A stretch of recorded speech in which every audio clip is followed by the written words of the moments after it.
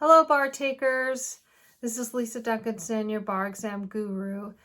And today it is 2 days away for the bar exam. And I just wanted to reach out and give you some last minute tips that I think could be helpful for you. So there's two ways you can go. You still have time today and you still have time on Monday. So if you feel like you are making the best use of your time by studying, you can still do that and still pick up things or remind yourself of things. You can also just take the rest of today off and tomorrow off. Some of you will be checking into a hotel tomorrow, depending on how far away you are from your exam site. And some of you have already checked in. So whatever your circumstance, it's okay to just rest today and tomorrow. I had intended, when I took the bar right out of law school, I'd intended to study all the way through, but I didn't end up doing that. I was just kind of, I looked over a few things and I studied one topic the morning of the bar exam, and it worked out, so I passed, and I'm here today trying to give you some tips. I had friends that were studying up until the last minute, and that's fine if you want to do that, but just make sure that whatever you're doing today, this evening, tomorrow evening is conducive to performing well on Tuesday. And if you're taking the general bar exam, as most are, on Wednesday as well. So Tuesday is a long day, Wednesday is a long day, and you want to be physically and mentally up for that. So you could exercise, you could take a bath, you could relax, you could maybe get a massage, or if that's not possible, just try to be low key and preserve your energy. And that doesn't mean you can't study. A passive type of review would be good. But whatever you're doing, make sure that you're sending yourself some really good positive vibes. And I mean, this is the most stressful time in your pursuit here.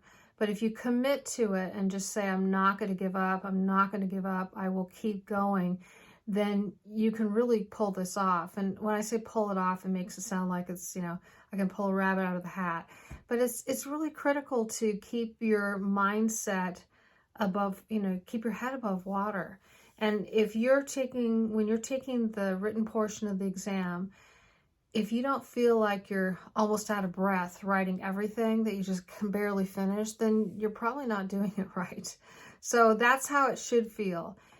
As much as you want to go in with some type of methodical approach, it's really important to get a certain word count. 1,000 words is not enough. So if you're not a fast typist and you're laptoping it, you need to reserve your time to getting that word count up.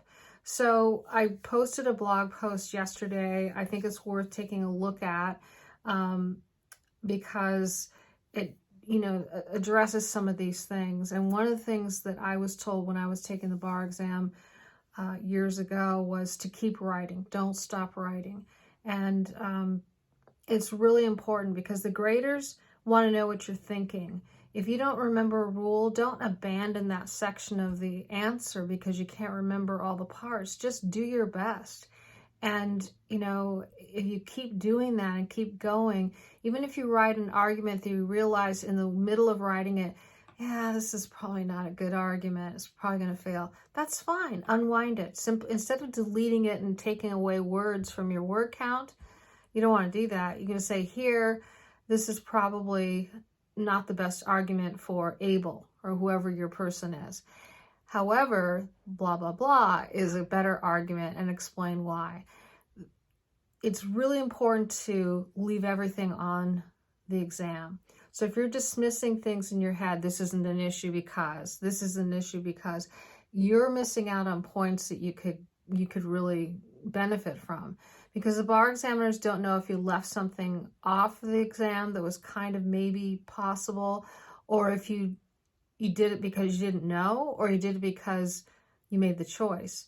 So make the choice on paper. Dismiss any issues that you think are dismissible on paper. And one of the things you should notice already, and if you don't, then good for you for watching this video. If you had a contracts exam, there are certain things you have to always do. And they've been testing contracts and contract remedies a lot lately in the past several years and several bar rounds.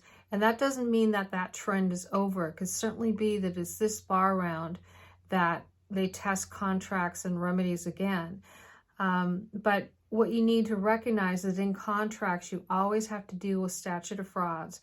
Even if it's not a formation exam, if it's a remedies exam and you've been told that there is a valid contract, you still have to look at whether the terms are certain, because if you're going to go for specific performance, you have to talk about the terms, and you also have to make sure that statute of frauds is not a defense in order to get specific performance. So anytime you have contracts, you always have statute of frauds brought up. You don't have to evaluate it for very long. You just have to state whether it applies, and you're done. The other thing about contracts is there are 3 defenses. One is impossibility, one is frustration of purpose, and the other is impracticality, or financial impracticality, or commercial impracticality. You can see all of those terms used in essays. Those 3 defenses, even though most of them, only one will be colorable, you should bring up all 3. Here is not impossible to perform the contract on time, because the facts tell us that while it was unseasonably rainy that year, had the contractor hired more people, they could have gotten the job done on time. So impossibility means it has to be impossible for everyone to be able to get that done. So that's not going to work. And you just use a sentence or 2 to explain that impossibility isn't there. And then you get to commercial impracticability is probably your next one. And here, even if they don't tell you how much it would have cost to hire other people to get the work done on time, you can say that, it would certainly cost more. And if it was so much that it would make the contract no longer profitable, then that would be a valid defense, commercial impracticability. And then we have frustration of purpose. That is rarely something on the essays that works, but you never know. They test these things once in a great while. The most important thing is not to even be accurate, although I want you to be accurate, but is to bring up all 3, okay? If you have landlord-tenant, you have covenant of habitability, and you have covenant of quiet enjoyment. And they love to test this area if you have landlord-tenant on the exam, and it is one of the areas that they haven't tested all that recently. So when you get into landlord-tenant, anything in property, the first thing you do is you look at what is the interest in the property. Is it a leasehold? Is it an easement? What is it? Is it a joint tenancy? So you look at what is the interest in property, just a general overall approach for property. What is the interest in real property? And with that interest, what rights and duties go along with it? So an easement is a non-possessory interest in the land. It gives the person a right of way over the property, but it's not, they don't possess the land. A leasehold would be, periodic tenancy in common, one of those things. And one of the things that they do on the California bar exam is they often, when they test landlord-tenant, they'll give you something that's really kind of quirky, like kind of feels like this is a periodic tenancy, but again, the language here, it could be interpreted as a tenancy for years. So instead of trying to figure out which one it is, because when they give you things that are gray and unclear, that's intentional. That is absolutely intentional. So your job should be, it could be this, it could be that. I'm going to go with periodic tenancy, or whatever you want to go with, whatever your gut tells you. And that's it. And by doing that, you show your breadth of knowledge. The other area of property landlord-tenant is covenant of habitability and covenant of quiet enjoyment. So in any residential lease, you have both the covenant of quiet enjoyment and the covenant of habitability. In commercial leases, you do not have the covenant of habitability because they're not supposed to be living there, but they test it all the time. And in a minority of jurisdictions in the country, the covenant of habitability will be extended to commercial leases. So you'll have a fact pattern that will bring this up, where somebody is, one of the essays from the past that tested this. It's been tested so many times since. Was when there was a person renting a place for making art. It was a commercial lease, and then he fell down his, on his rent and lost his home and whatever happened, and he decided to move in. So he brought in a cot and a hot plate, and then he complained that there was no longer any hot water. And on a commercial lease, unless the hot water was necessary and contracted for, not having hot water or heat would not be a breach of quiet enjoyment, which is the only covenant that attaches to a commercial lease. However, in a minority of jurisdictions, the covenant of habitability would extend in a minority of jurisdictions to the commercial lease because they're living there. And so they'd love to see those two items tested. They like to see whether you know all of this stuff. And so you don't have to know the definitions of everything. You just have to know the concepts.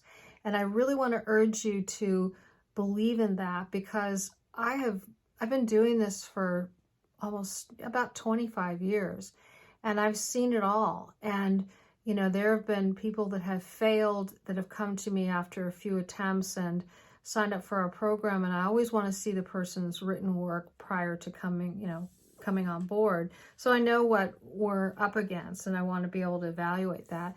And I have seen essay answers that don't even have rule statements to get a 70.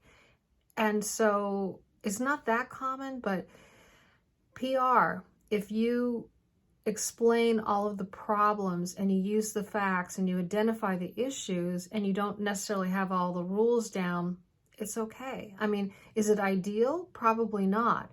But the fact that I've seen 70s without perfect rule statements at all, the fact that the released answers do not have perfect rule statements, what they're really good at is identifying all of the issues. So in your final days, if you want to passively review past bar exam questions and released answers, I would recommend that. If you don't have access to that, you can find tons of resources online that are free. So do a search for past exams. There are certainly ones on the California Bar website. They're not as likely to repeat, but they're still valuable to look at. The thing is, it'd be nice to have you be able to look at 3 torts or 3 civ pro or 3 wills, 3 trusts, something like that, so that you see a pattern, you start to see what they're embracing. But whatever you're going to do in the next coming days, you're not going to redo your whole review. You're not going to make any big changes, but you should take it easy. And so that doesn't mean you can't study, but if you're studying, don't go at it feverishly. That's what Tuesday and Wednesday are for, where you're just going. And I think one of the best pieces of advice, 2 pieces of advice, is one is be bold and be confident. That's so important. Just keep writing. If you aren't sure of yourself, just go. They will reward you for the content. Even if it isn't perfect, you will get rewarded for having more words, because it means you spent more time writing, more time thinking, and they don't know what you're thinking. They don't know if you left off an issue because you made a conscious decision to not address it because it's not a winner. You need to dismiss all of those things on the page. So be bold. Don't be afraid to write whatever is on your mind. You'll be better for it. You have to have a good word count. So you want to get as much on the pages as you can. Use headings. Try to have a format. And this is true for both the essays and the performance tests.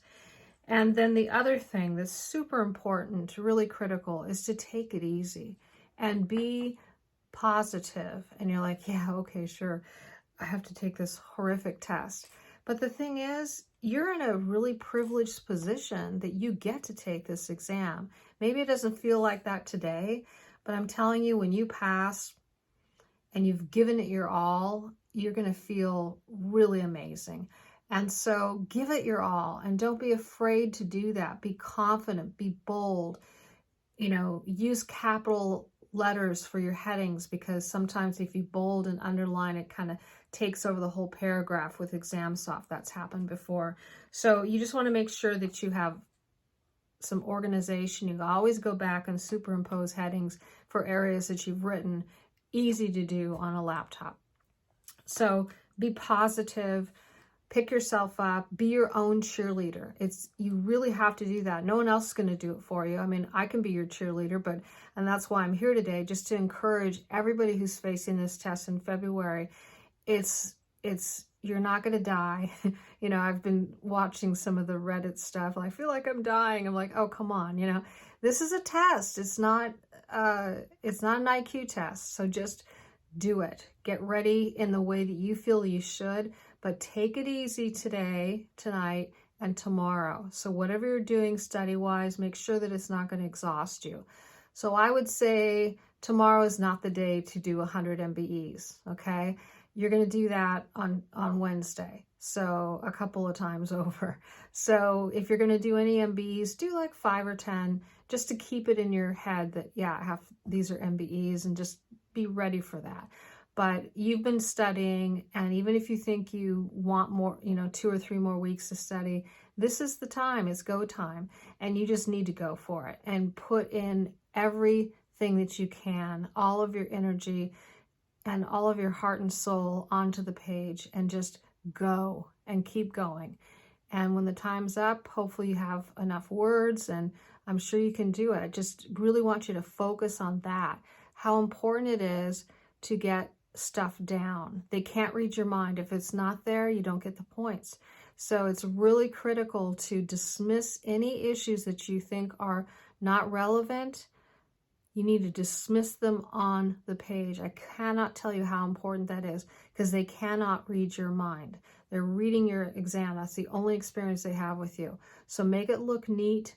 Include as much as you can. Retell the story. Pretend they don't have the fact pattern. Pretend you're writing to a 12-year-old of common intelligence, average intelligence, and explain everything. Explain, explain, explain. And if your rules aren't perfect, they accept that. That's very obvious that they do, because the released answers do not have perfect rule statements everywhere on every page. So I just wanted to say those couple of things to you, and just really encourage you that this is within your reach. Absolutely. You just have to grab it. You have to grab it every moment that you're on the test. Just go, go, go, go, go. Okay? And thank goodness it is not a split screen setting. I'm so glad that everyone taking the February bar can take it in person and will not have to be without scratch paper, which I don't know how people passed on the split screen. I couldn't even imagine. Maybe I'm just too old for that stuff, but kudos to those who made it through. But you don't have to deal with that. So make the best of this. Be positive. Don't be punitive. I should have known this. No, just I'll know it now. If there's something that you see today or tomorrow that you didn't understand, guess what? You're going to understand it on Tuesday and on Wednesday. It's not going to be fleeting information. Oh, this is that thing I discovered that I didn't even know. It's fine to not know everything before the bar. You just need to know enough, okay? So be kind to yourself. Promote yourself. Be your own cheerleader. And with everything that you look at, say, well, how many people studied this morning? I spent 20 minutes reviewing this topic because I didn't want to see it, and here it is, which, didn't want to see that essay today, but how many people actually spent time on it this morning? So it's fresh in your mind. So, just keep a really positive outlook. And if you have to fake that confidence, then fake it. Just do it, because everything's on the line. I mean, you're not going to die if you don't pass, but there's so much on the line. And this, again, is not an IQ test. It's just a difficult test, but I know that you can do it. So keep going, keep writing throughout the day Tuesday, it's not tomorrow, and just do your absolute best, and it should be more than enough. Okay? If you want to, you can take a look at my YouTube channel. There are a few short videos. One is on the First Amendment speech approach. There's something on easements, although I don't think that's likely to come up, but it can't hurt to have exposure to that. There's something about the essay writing as well. I wouldn't spend all day on my YouTube channel, but check out the First Amendment speech approach, because I think that's a solid, it's one of the most popular posts on my YouTube channel, which is growing. So the YouTube channel is at Bar Exam Guru on YouTube. So Bar Exam Guru. And my blog is barexamguru.com. So if you do go to the YouTube channel, please like it and subscribe to it so you'll get more updates. And we'll be doing a overview of the exam and what you should have addressed kind of thing. And sometimes people like to see that. So we'll do that probably in April. Okay? All the best to you, and just stick it out. You can do this.